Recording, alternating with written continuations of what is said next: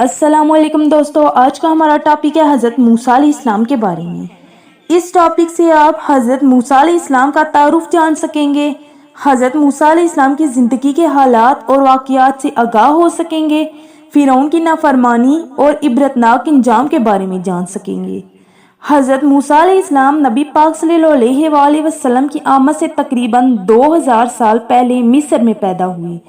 آپ حضرت اسحاق علیہ السلام کے بیٹے حضرت یعقوب علیہ السلام کی نسل میں سے تھی جو بنی اسرائیل کہلاتی ہے۔ آپ علیہ السلام کے والد کا نام عمران تھا۔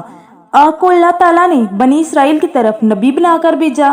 حضرت موسیٰ علیہ السلام کی پیدائش کے وقت مصر میں فرعون کی حکومت تھی۔ فرعون ایک ظالم اور متکبر شخص تھا اور خدا ہونے کا دعوے دار تھا۔ اس نے بنی اسرائیل کو غلام بنا رکھا تھا اور ان پر بے حد ظلم کرتا تھا۔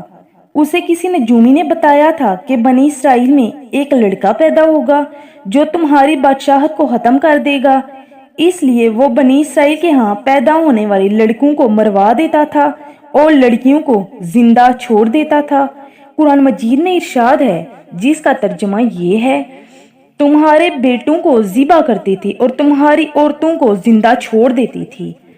انہی حالات میں حضرت موسیٰ علیہ السلام کی ولادت ہوئی اور اللہ تعالیٰ نے غیر معمولی طریقے سے ان کو فرعون کے کارندوں سے بچا لیا۔ ان کی والدہ نے اللہ تعالیٰ کے حکم سے ان کو صندوق میں رکھ کر دریا میں ڈال دیا۔ یہ صندوق دریا میں بہتا ہوا فرعون کے محل کے قریب پہنچ گیا۔ فرعون کی ملکہ نے صندوق دے کر اسے دریا سے نکالنے کا حکم دیا۔ یاد رکھیے، فرعون کی بیوی کا نام حضرت آسیہ تھا جو حضرت موسیٰ علیہ السلام پر ایمان لے آئی تھی۔ جب صندوق کو لایا گیا تو اس میں ایک انتہائی خوبصورت بچہ تھا۔ بچے کو دیکھتے ہی ملکہ کے دل میں اس کے لیے محبت پیدا ہو گئی۔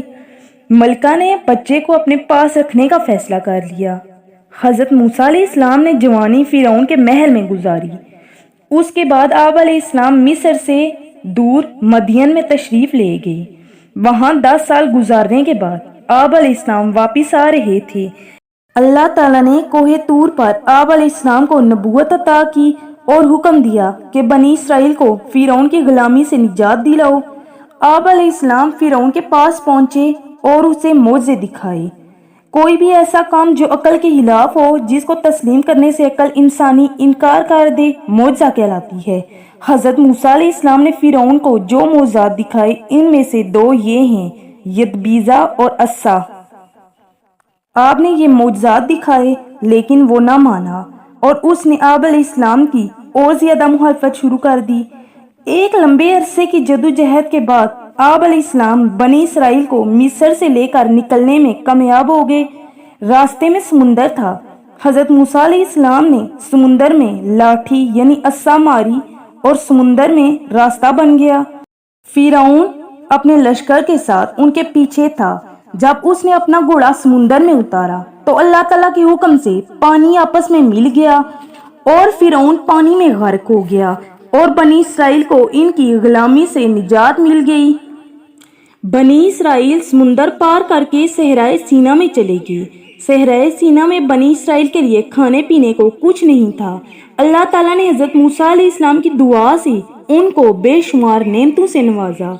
گرمی سے محفوظ رکھنے کے لیے ان پر بادل سایہ کیے رکھا، کھانے کے لیے من و سلوہ اتارا اور پینے کے لیے پانی کے 12 چشمے جاری کر دیے۔ یہ سب اللہ تعالیٰ کے انعامات تھے۔ حضرت موسیٰ علیہ السلام کا لقب کلیم اللہ ہے۔ حضرت موسیٰ علیہ السلام کی سیرت سے ہمیں سبق ملتا ہے کہ مشکلات اور مصائب کا مقابلہ ہمیں ہمت اور جرأت سے کرنا چاہیے۔